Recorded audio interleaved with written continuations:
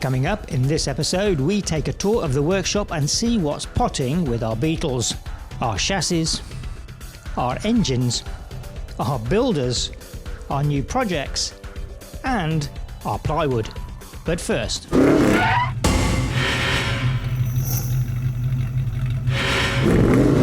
welcome to episode 23 of V8 Stealth Beetle. I'm in the workshop with Jean. Jean, the place is looking immaculate. It's full. What are we going to get up to today? Thanks, Doug. Yes, we've been very, very busy. And apart from Beetles, we're touching on a few other projects, which I can't wait to tell you about. Let's jump in. Cool. Let's cut to the chase. You told me that you've done something that you're not very proud of. You'd never do it. It was sacrilege. I mean, what have you done?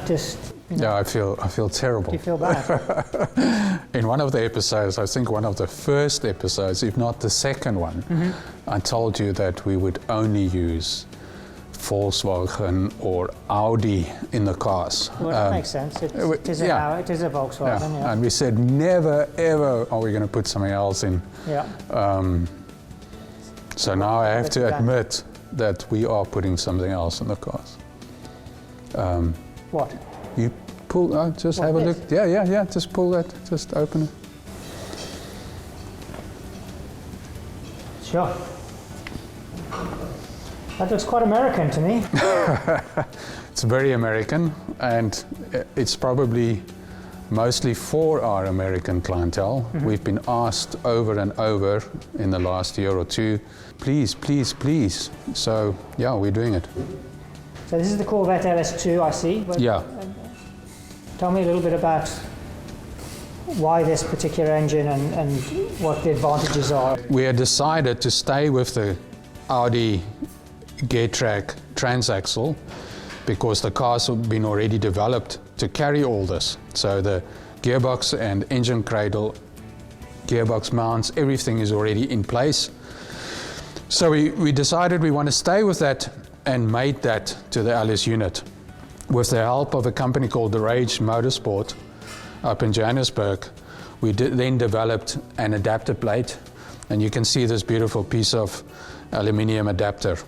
We will be using the LS's starter motor to drive the engine through the flex plate, and the flex plate has got its own ring gear on it.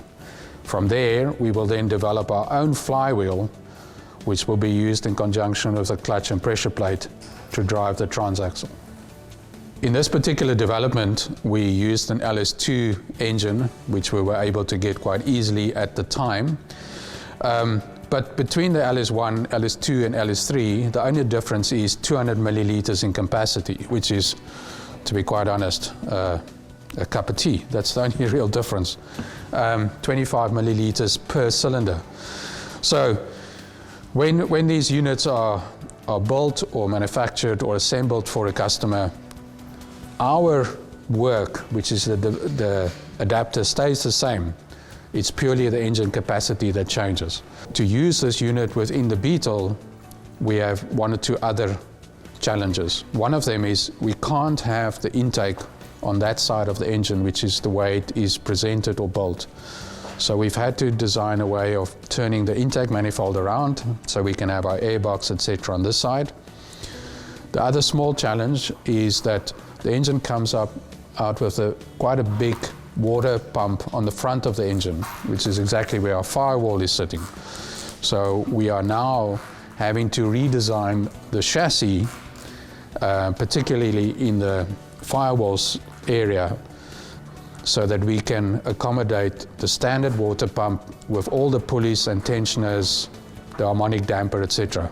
Big difference between the LS unit and an Audi unit is most of the Audis we're adding turbos to find even more horses.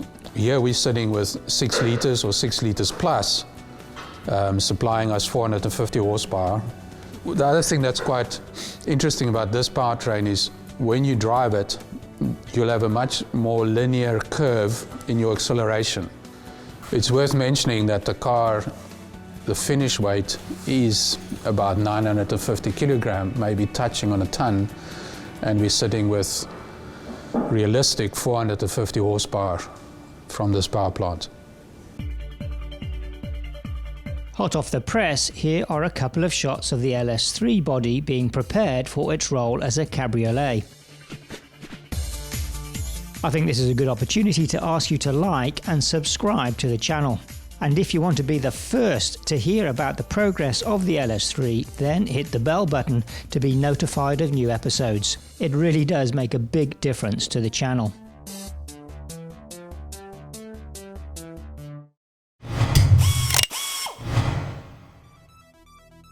For you newcomers to V8 Stealth Beetle, as well as full cars, we also build and supply just the chassis and components. These you can buy direct from us, or the information you'll find on our website, or just send us an email. And then you're free to build your own V8 masterpiece. Our family is slowly growing worldwide, with currently 13 builders busy or waiting to start their project. So we have 3 kits leaving in the next week or so. The first one, this very red one, is going to David in the UK. We have this one going to Sebastian in Germany, and then we have that silver one going to Rob in Australia. The kits are supplied with all the components, and the components are in these boxes. The boxes are marked. You get a checklist of all the components that go with the car. We have then 3 quite large plywood crates where these fit into, and by the time you watch this, these 3 will already be at sea on the way to their destination.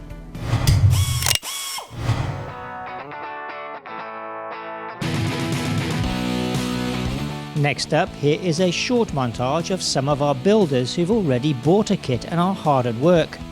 A big thanks to Damian, Seb, Derek and Carl and Yvonne, most of whom have their very own YouTube channels. Links will be in the description below. I'm sure it won't be long before we see some more V8 Stealth Beetles roaming the planet.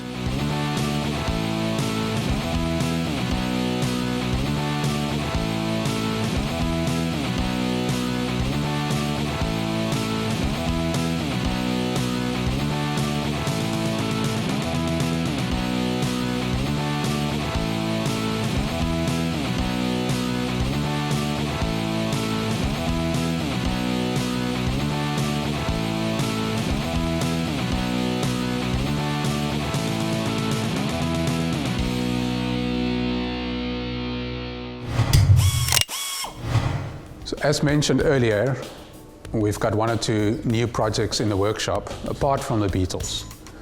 The one project was very governed financially, so it's only got 3 wheels. No, so the project for USA is to design a 3-wheeler. We're going to use the same scenario. We use an aluminium chassis, and we're driving an automotive gearbox using a Motor Guzzi engine. By using an automotive gearbox, you get a proper reverse gear.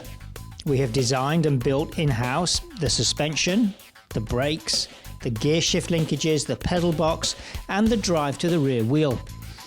We also started in plywood and progressed to aluminium. The body has been scanned and designed in CAD and just needs some final tweaking before manufacture and shipping to the US to join the 16 chassis that have already gone. Let me know in the comments if you'd like to see a full episode of the development of the 3-wheeler. It really is a cool project.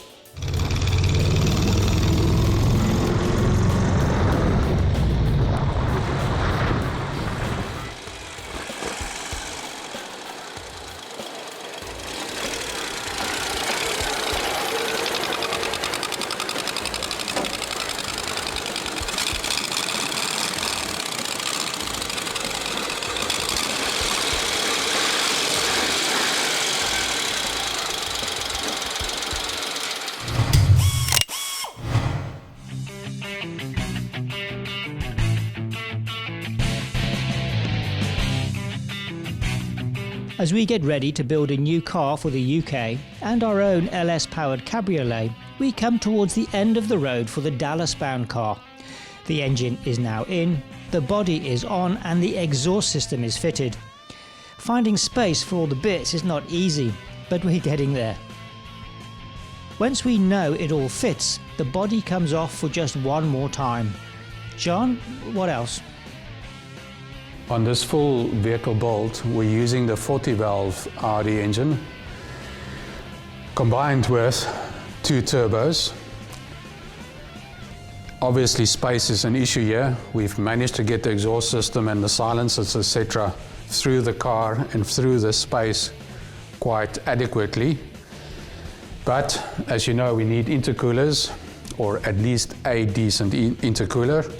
Space, again, issue. If we had the intercooler up here, we'd be picking up too much heat from the engine and the turbos.